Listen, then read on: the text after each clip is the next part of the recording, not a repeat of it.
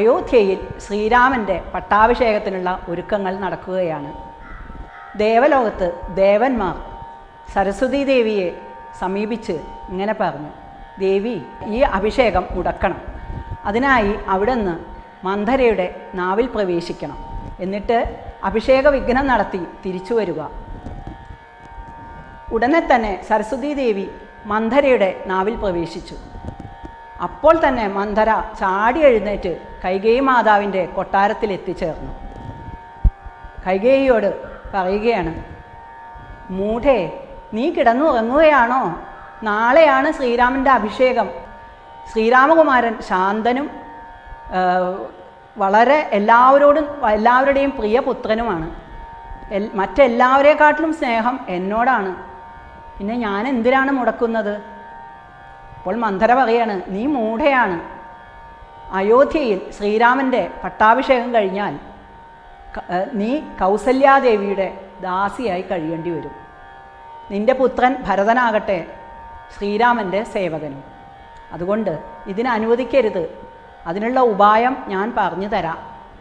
പണ്ട് ദേവാസുര യുദ്ധം നടക്കുമ്പോൾ ദേവേന്ദ്രൻ ദശരഥ മഹാരാജാവിനെ യുദ്ധത്തിന് ക്ഷണിച്ചിരുന്നു. അപ്പോൾ കൈകേയിയെ കൂട്ടിയിട്ടാണ് ദശരഥൻ ആ യുദ്ധത്തിൽ പങ്കെടുത്തത്.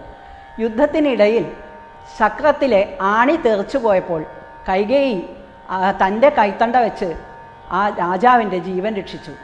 വിജയശ്രീലാളിതനായ രാജാവ് ഇതറിഞ്ഞ് കൈകേയിക്ക് 2 വരം കൊടുത്തു. അപ്പോൾ ദേവി പറഞ്ഞു, ഇപ്പോൾ എനിക്ക് വേണ്ട, അവസരം വരുമ്പോൾ ഞാൻ ചോദിച്ചോളാം. നിനക്കത് ഓർമ്മയില്ലേ? ആ വരം 2ഉം ഇപ്പോൾ നീ ചോദിക്കണം. ഒന്നാമത്തെ വരം, നിൻ്റെ പുത്രനായ ഭരതനെ രാജാവാക്കി വാഴിക്കണം. രണ്ടാമത്തെ വരം, ശ്രീരാമനെ വനവാസത്തിനായി 14 വർഷം കാട്ടിലേക്ക് അയക്കണം. അതിൻ പ്രകാരം കൈകേയി ക്രോധാകാരത്തിൽ പ്രവേശിച്ചു. ദശരഥ മഹാരാജാവ് ഇതറിഞ്ഞ് കൈകേയിയുടെ കൊട്ടാരത്തിലെത്തി ദുഃഖകാരണം അന്വേഷിച്ചു. കൈകേയി പറഞ്ഞു, അങ്ങ് എനിക്ക് 2 വരം തരാമെന്ന് പണ്ട് പറഞ്ഞിട്ടുണ്ട്. അതെനിക്കിപ്പോൾ വേണം. ഒന്ന്, എൻ്റെ പുത്രനെ രാജാവാക്കി വാഴിക്കണം.